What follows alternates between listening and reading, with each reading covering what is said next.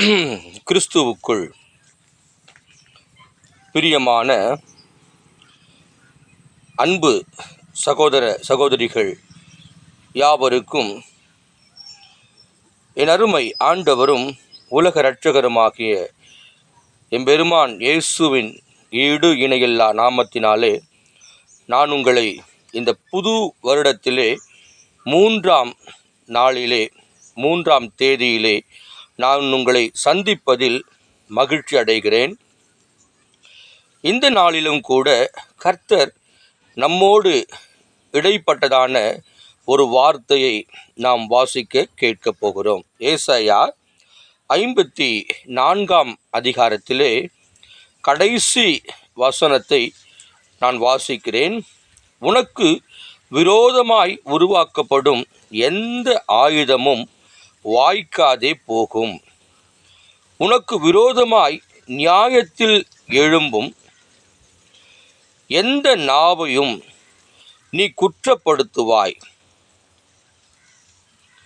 இது கர்த்தருடைய ஊழியக்காரரின் சுதந்திரமும் என்னால் உண்டான அவர்களுடைய நீதியுமாய் இருக்கிறதென்று கர்த்தர் சொல்லுகிறார். அல்லேலூயா.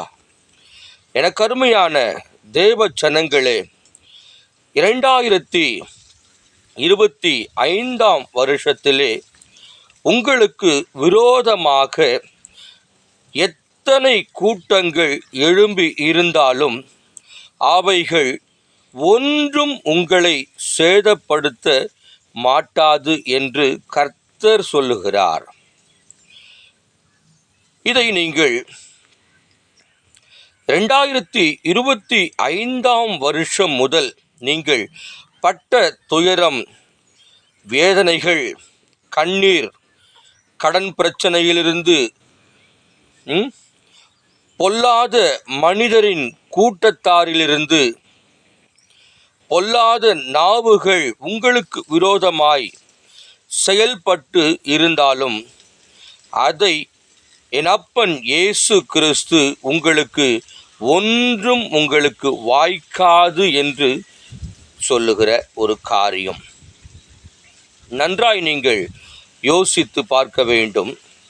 உனக்கு விரோதமாய் உருவாக்கப்படும் எந்த ஆயுதமும் வாய்க்காதே போகும்.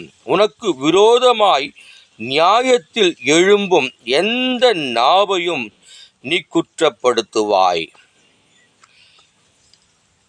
உங்களுக்கு விரோதமாக இதுதான் நியாயம், அவர்கள் செய்கிறது தவறு என்று உங்களை குற்றப்படுத்துகிற, அவதூறு பேசுகிற எந்த நாவையும் கர்த்தர் என்ன பண்றாரா?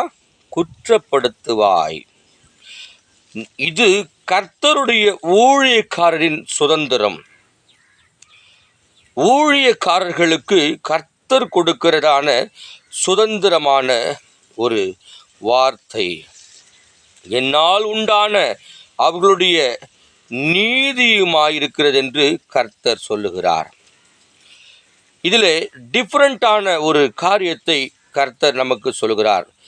அவர்கள் குற்றப்படுத்துகிற நியாயத்திலிருந்து அவர்களை குற்றப்படுத்துவாய். ஒன்று.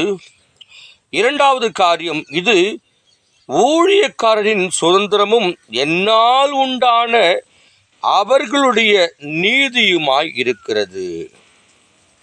அல்லேலூயா. அவர்கள் நியாயப்படுத்துகிறது, நமக்கு விரோதமாக நியாயப்படுத்துகிறார்கள். ஆனால் கர்த்தர் என்ன பண்றாரா? அவருடைய நீதியின் பிரகாரமாய் கர்த்தர் நம்மை நியாயத்தில் கொண்டு வந்து நிறுத்துகிறார்.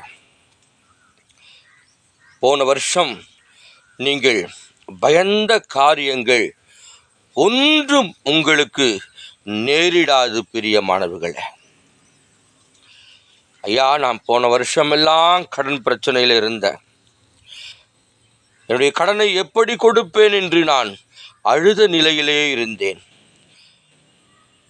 பொல்லாத நாவுகள் எல்லாம் எனக்கு விரோதமாய் எழும்பினது. என்னுடைய பிள்ளைகளை குற்றப்படுத்தினது. என்னுடைய ஊழியத்தை அது குற்றப்படுத்தியது. நான் என்ன செய்வது என்று திகைத்து போயிருந்தேன். அன்பு ஊழியக்காரர்களே, பயப்படாதிருங்கள்.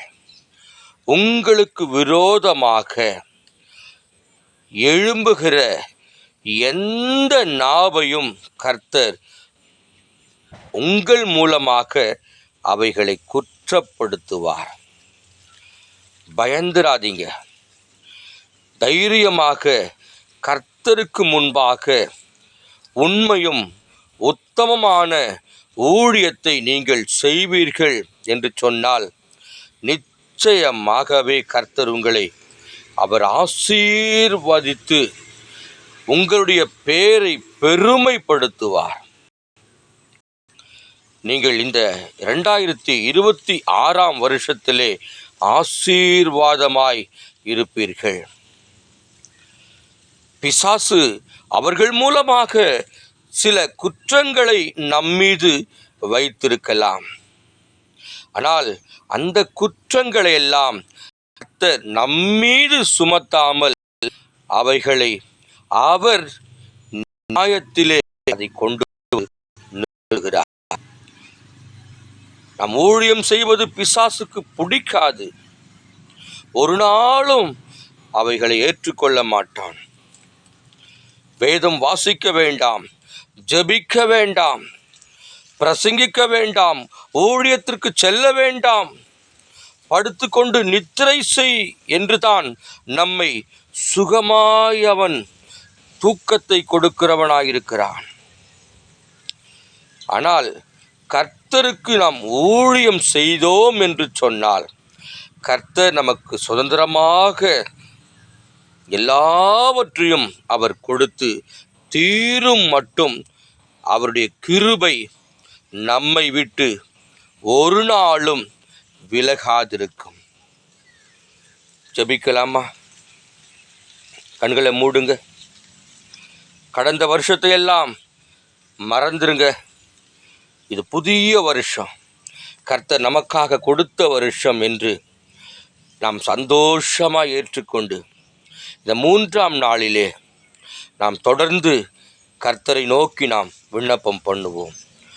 எங்களை அதிகமாய் நேசிக்கிற பரலோகத்தின் நல்ல பிதாவே, இந்த வேளைக்காக பரிசுத்தமான நாளுக்காக நன்றி செலுத்துகிறோம். அப்பா, நீர் கொடுத்த இந்த வார்த்தைக்காய் நன்றி. இந்த வார்த்தையில் சொன்ன வண்ணமாய் கர்த்தர் எங்களை ஆசீர்வதிப்பீராக. இந்த நிகழ்வை பார்க்கிற ஒவ்வொருவரையும் கர்த்தர் ஆசீர்வதிப்பீராக. இயேசு கிறிஸ்துவின் நாமத்தினாலே வேண்டுகிறோம் நல்ல பிதாவே. ஆமேன், ஆமேன்.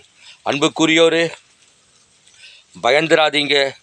கர்த்தர் உங்களோடு கூட இருந்து உங்களுக்கு செய்ய போகிற காரியம் பயங்கரமாயிருக்கும். நீங்கள் சும்மா இருங்க. கர்த்தர் உங்களுக்காக யுத்தம் பண்ணுவார். கர்த்தர் தாமே உங்களை ஆசீர்வதிப்பாராக. ஆமேன், ஆமேன்.